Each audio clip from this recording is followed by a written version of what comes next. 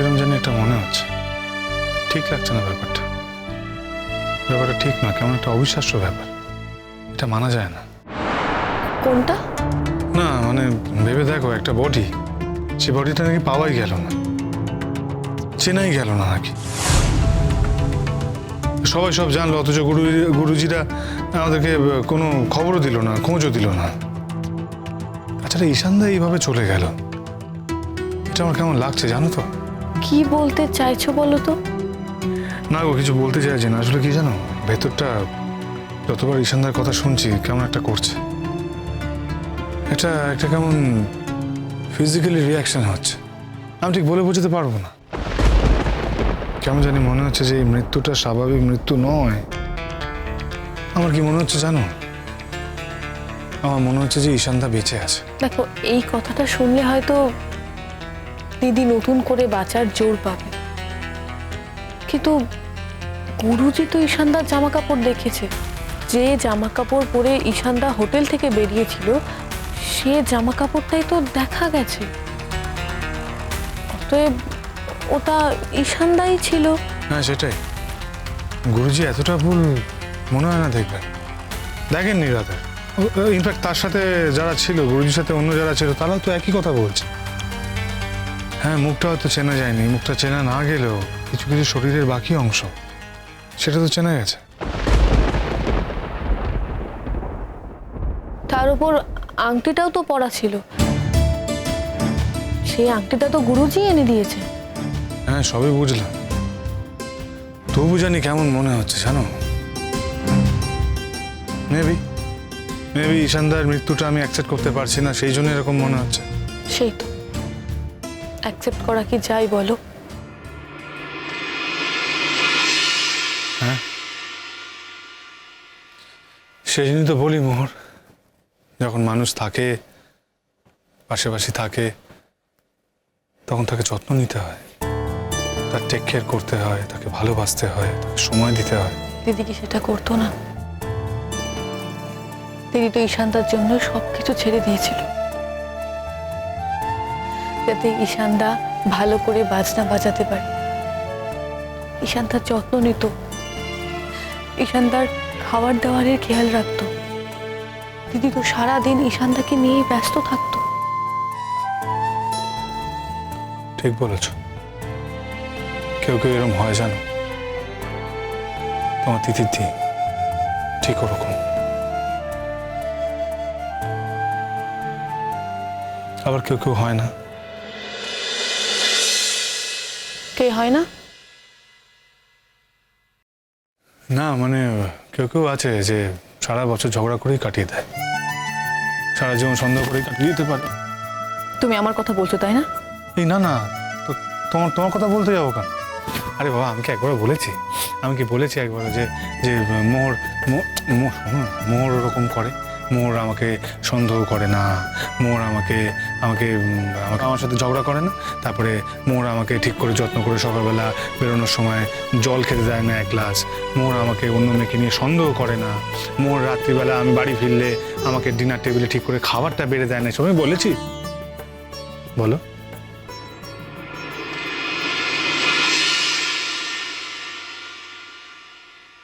কি হলো, রাগ হয়েছে? তুমি সব সময় আমাকে দোষী বানাও। তোমাকে দোষী মানে আমি? আচ্ছা, আমি তোমাকে কোথায় দোষী বানাই বলো তো? আরে আমি তো তোমাকে কিছুই বলিনি। আমি সব বুঝতে পেরেছি। তাহলে আমার একটা কথা বলবো, আমার সময় থেকে তুমি সময়টা কাটো কেন?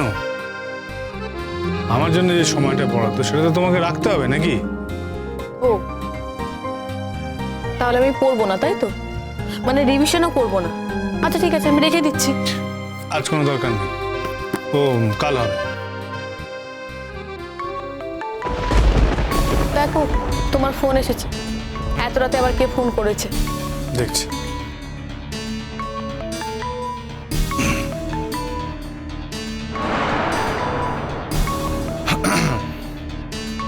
কে করেছে? হ্যাঁ, না, কে ফোন করেছে? এই যে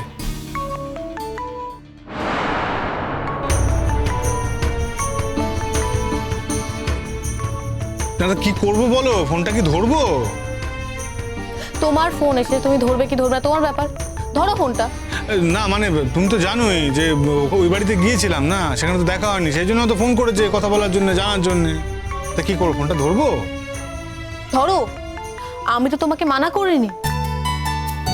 হ্যাঁ না মানে ঠিক আছে তাহলে তাহলে আমি ফোনটা স্পিকারে দিচ্ছি, তুমি তুমি শোনো কি বলছে, নাহলে তুমি আবার বলবো গায়ে পড়তে চেয়েছিল, আমি সেটা অ্যাকসেপ্ট করেছি না। কোনো প্রয়োজন নেই।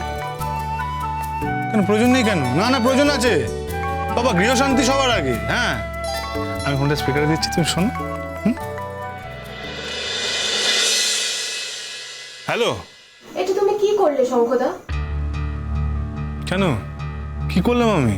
তুমি আমাকে কথা দিলে তুমি ও বাড়িতে আসবে, যেমন করেই হোক একবার ও বাড়িতে আসবে, তারপর তুমি এলে। আমি না হয় কাগজগুলো ফটোকপি করতে গেছিলাম, ওইটুকু টাইম তুমি একটু ওয়েট করতে পারলে না শঙ্খদা?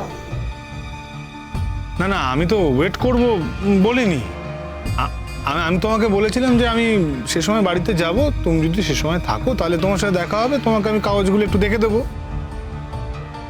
আমি তো বাড়িতে গিয়েছিলাম, সে সময় তুমি বাড়িতে ছিলে না, তুমি অন্য কাজে ছিলে, কাগজগুলো ফটোকপি করাতে গিয়েছিলে, তাই দেখা হয়নি। কিন্তু আমি তো ও বাড়িতে বলে এসেছিলাম যে তোমার সিনোপসিসগুলো তুমি যেন আমাকে মেল করে পাঠিয়ে দাও। তুমি তো আমাকে মেল করে পাঠিয়েছো, আমি তো দেখে রেকটিফাই করে তোমায় পাঠিয়ে দিয়েছি। হ্যাঁ আমি তখনই ফোন করবো ভেবেছিলাম, কিন্তু শঙ্খদা আমার সিরিয়াসলি কিন্তু খুব অভিমান হয়েছে তোমার উপর। আমার ওপর অভিমান হয়েছে? কেন? বারে অভিমান হবে না? তুমি কিরকম একটা কাজ করলে বলো তো? জানি মোহ ছিল, তাই তুমি হয়তো তাড়াতাড়ি চলে যেতে বাধ্য হয়েছো।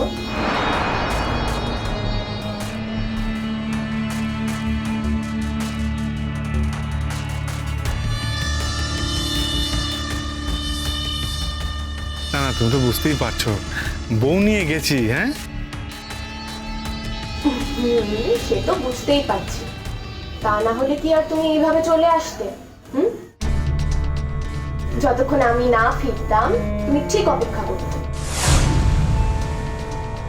তাই না? নিশ্চয়ই, সে বিশ্বাস সে ভরসা আমার তো তোমার উপর আছে। তারপর আজকে গেলাম কলেজে তোমাকে ধরবার জন্য, সেখানেও দেখলাম তুমি কলেজে মিটিং করছো। তোমার দারোয়ান বাইরের থেকে বলে দিল এখন নাকি মিটিং এ তুমি কারোর সাথে দেখা করবে না। বাইরে থেকে লোকজন এসেছিল মিটিং এ, আমি তোমাকে কি করে অ্যালাউ করতাম বলো তো? আমি কি এক্সপেক্ট করেছিলাম বলো তো? মিটিং শেষ হয়ে গেলেই তুমি আমাকে ফোন করে ডাকবে। ও, তুমি তো আমাকে ফোন করে ডাকলেই না। তারপর আমি যখন এলাম তখন সেকেন্ড হাফে দেখলাম তুমি কলেজ থেকে বেরিয়ে গেছো। না দেখো, আমার অত মাথায় ছিল না। আমার কথা তোমার মাথায় থাকে না শঙ্কুদা?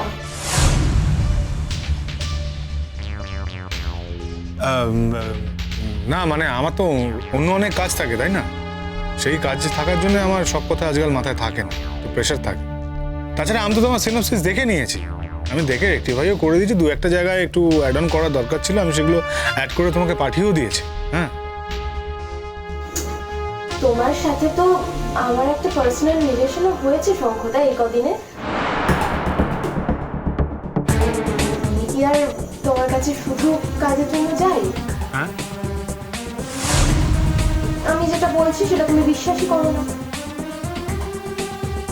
না মানে তোমার সাথে আমার পার্সোনাল রিলেশন সে তো অনেক বছর ধরে, যেদিন থেকে তুমি জেঠিমণির বোনঝি হয়েছো সেদিন থেকেই তো তোমার সাথে আমার পার্সোনাল রিলেশন। না না মানে পারিবারিক রিলেশন, পার্সোনাল বলবো না। হ্যাঁ তখন হয়তো পারিবারিক রিলেশন ছিল, তবে এবার এসে পার্সোনাল রিলেশন হয়নি। নতুন আলো একে ডাকে মোহ